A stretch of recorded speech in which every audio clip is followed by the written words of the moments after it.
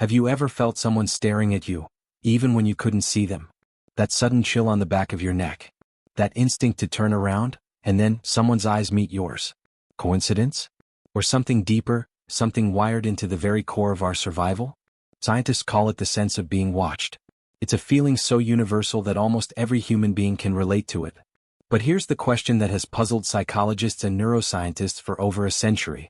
Is it real, or just an illusion created by our mind? Our story begins with a simple experiment. In the late 1890s, a British scientist named Edward B. Titchener was teaching psychology at Cornell University. One of his students claimed she could feel when someone was staring at her from behind.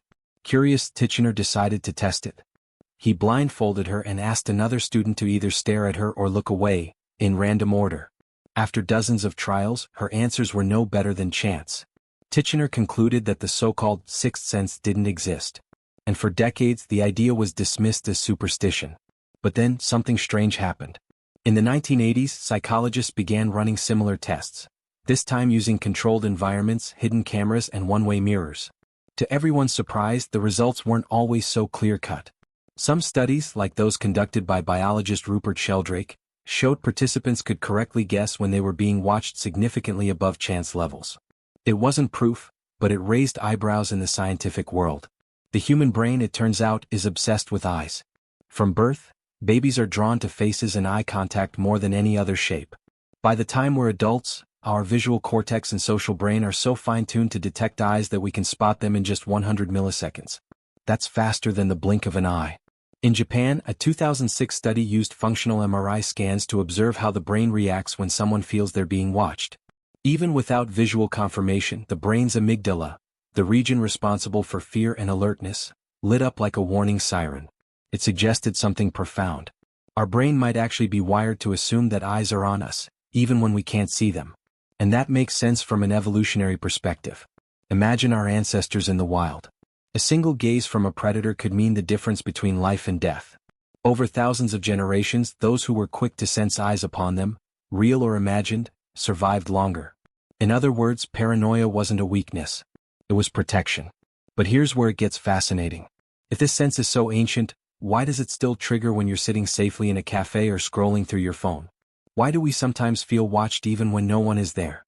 The answer lies deep inside the social wiring of the brain, and how modern life confuses an ancient system built for survival. Inside your brain, there's an ancient piece of technology, a biological radar that's been quietly running for millions of years. It's called the gaze detection system. Its job? To notice when another set of eyes is locked onto you. This system doesn't work like sight. You don't see the gaze directly. Instead, your brain gathers subtle clues, changes in shadows, direction of faces, and even the stillness of others nearby. It then pieces them together like a detective solving a mystery. And it does all this unconsciously, before you even realize it. Neuroscientists at the University of Sydney ran an experiment that revealed something remarkable. Participants were shown images of faces where the pupils were slightly off-center. The task was to determine whether each face was looking directly at them. The results showed that our brains are biased. We assume people are looking at us even when their gaze is just slightly off. This bias, known as the direct gaze effect, is so powerful that it overrides logical thinking. Your brain would rather falsely assume it's being watched than risk missing a real threat. And it's not just about fear. Gaze plays a huge role in social behavior.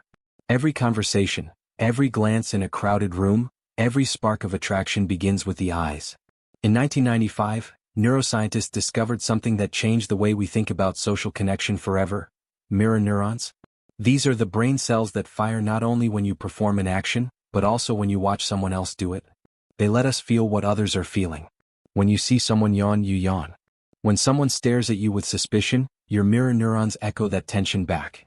So when you feel someone's eyes on you, your brain may be running a silent simulation, mirroring the attention, anticipating the gaze before it happens. It's empathy meeting survival instinct. Another key player is the superior temporal sulcus, or STS, a region in your brain that's like an internal spotlight operator. It tracks where others are looking, how long they're looking, and whether their gaze shifts toward you. Studies using eye tracking and brain imaging have shown that this area lights up the moment you sense attention. Even if the gaze lasts less than half a second, your brain notes it. The STS feeds this information to your amygdala, the brain's emotional alarm system, and to your prefrontal cortex, the logical part of your brain that decides whether that gaze is friendly, curious, or dangerous. It's a delicate balance. Too sensitive and you start feeling watched when you're not. Too numb and you might miss the warning signs of real danger. In most people it works perfectly, like a well-tuned radar. But in others the system can glitch. Psychologists have found that people with social anxiety, schizophrenia, or paranoia show heightened gaze sensitivity. Their brains interpret neutral expressions as threatening stares. It's not imagination, it's overactivation in the gaze detection network. Their internal radar is turned up to maximum, constantly scanning for eyes that may not even exist. And in a world where cameras, screens, and social media surround us, that ancient system is busier than ever, reacting to digital gazes that don't really see us. But how does this ancient system respond to modern technology? Why do we sometimes feel watched even through a phone screen or security camera, when we logically know no one's looking right now? To understand that, we need to dive into the strange relationship between attention, technology, and the illusion of presence. You sit in your room scrolling through your phone. No one's around. The door's closed. The lights are low. And yet, somewhere deep inside there's a tiny spark of self-consciousness. As if unseen eyes are watching. As if someone, somewhere, is observing you through the screen.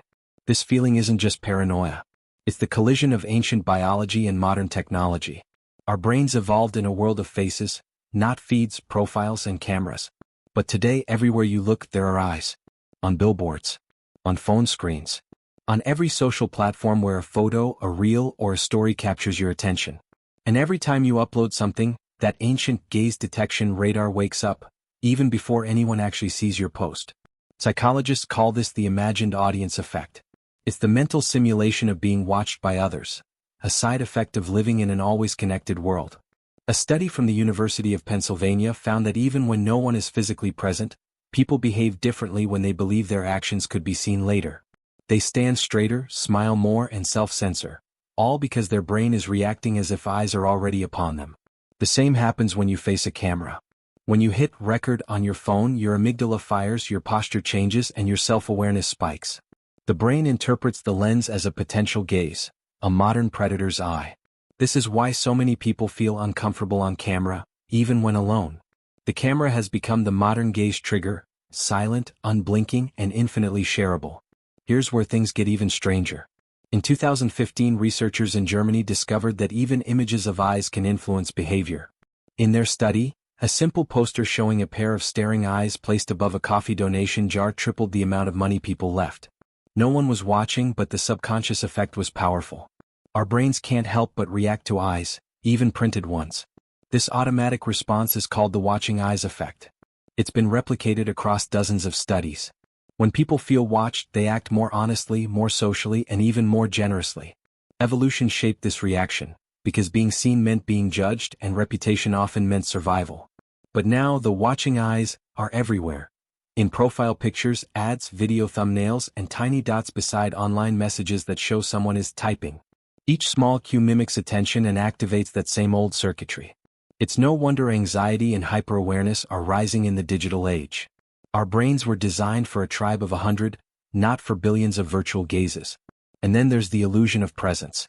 A 2021 study from Stanford University's Virtual Human Interaction Lab revealed that people in virtual reality environments still experience physiological responses, elevated heart rate, changes in gaze behavior, as if real humans were observing them.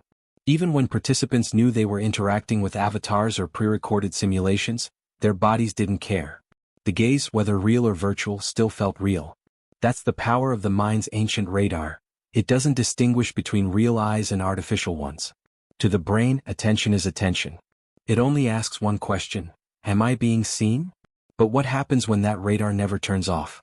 When constant awareness of being watched becomes part of everyday life, shaping how we think, speak, and even who we are. That's where the story takes a darker turn, into the world of surveillance, self-monitoring, and the psychology of constant observation. It's said that we live in the safest era in human history, yet we've never felt more watched. Step outside and you're captured by street cameras. Open your phone and your data trails are being followed. Even your smart speaker listens when you least expect it. We've built a world where eyes are everywhere, not human but digital. And the strangest part? Our brains treat those digital eyes almost the same as real ones. In 2019, A team of researchers at University College London studied how constant surveillance affects human psychology. Participants who believed they were being monitored by cameras showed higher stress hormone levels, even when the cameras were turned off. Their behavior changed too. They smiled more, avoided sudden movements, and conformed to social expectations. Just the belief of being watched altered who they were. This phenomenon has a name: the panopticon effect. It comes from a prison design proposed in the 18th century by philosopher Jeremy Bentham. In the panopticon, a single guard could observe every prisoner from a central tower, but the prisoners could never tell when they were actually being watched. As a result, they began to police themselves. The idea was simple: make observation invisible and people will behave as if they're always seen. Centuries later, that design has become the blueprint for modern life. Social media is our digital panopticon. Every post, every comment, every photograph carries invisible observers: friends, strangers, employers, even algorithms. We've learned to curate our own lives, to present filtered versions of ourselves that are safe, likable, and acceptable. The gaze has become internalized. We are both the watcher and the watched. Psychologists call this self-surveillance. It's the mental state of constantly monitoring your own behavior through imagined eyes. You pause before saying something controversial.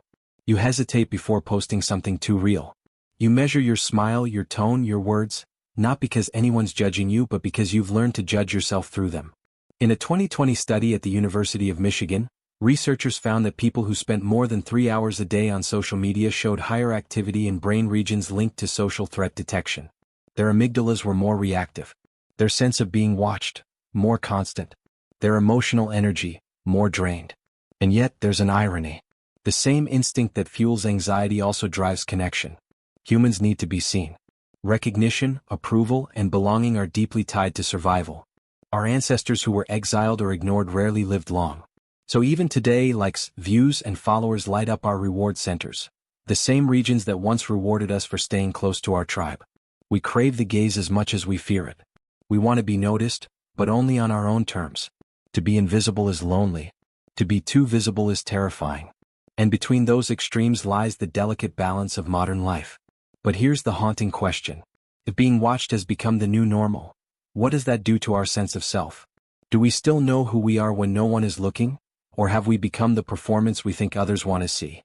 In the final part, we'll explore how understanding the science of being watched can set us free, how awareness of this ancient instinct can help us reclaim our attention, our privacy, and maybe even our true selves. For most of human history, being watched meant survival. Eyes in the dark could belong to a predator. Eyes in the tribe meant belonging. Attention was life itself. But in today's world, that ancient radar is overloaded. Every ping, every camera, every unseen algorithm feels like a gaze, feeding the illusion that we're always on stage. And yet, behind all that noise, the truth is simpler, and far more human. The feeling of being watched isn't proof of something supernatural. It's proof that your brain cares deeply about connection, safety, and belonging. It's not paranoia, it's protection finely tuned through millions of years of evolution. In 2022, neuroscientists at Yale University conducted a study mapping brain activity during live social interactions. They found that when two people lock eyes, their brain waves literally synchronize, their neural patterns begin to mirror each other. This process, called interpersonal neural coupling, is one of the most profound discoveries in modern neuroscience. It means your brain doesn't just detect attention, it shares it. When someone looks at you, your mind and theirs briefly move in rhythm. It's empathy made electrical. And that's why the gaze feels powerful, because it connects two nervous systems into one shared moment.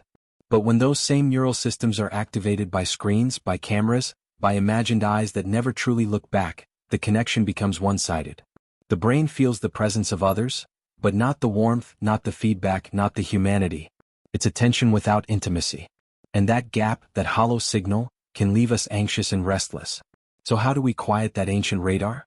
Psychologists suggest something surprisingly simple: intentional solitude. Moments where no one, and nothing, is watching. No phones. No notifications. No mirrors. Just the self, unobserved. In 2018, a Harvard study found that even 10 minutes of mindful solitude a day lowered the brain's reactivity in the amygdala, the same region responsible for the watched feeling. The participants described feeling invisible but safe. For the first time, their minds weren't scanning for eyes. This is the paradox of modern life. To feel truly seen, we must first learn to be alone. To connect deeply, we must first disconnect from the illusion of constant eyes.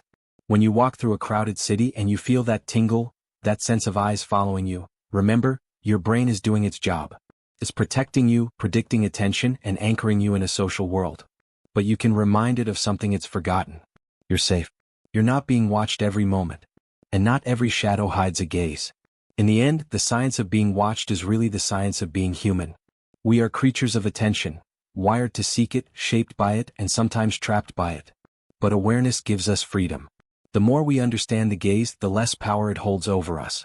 So the next time you feel that invisible stare, take a breath. Turn not outward but inward, because sometimes the only eyes upon you are your own.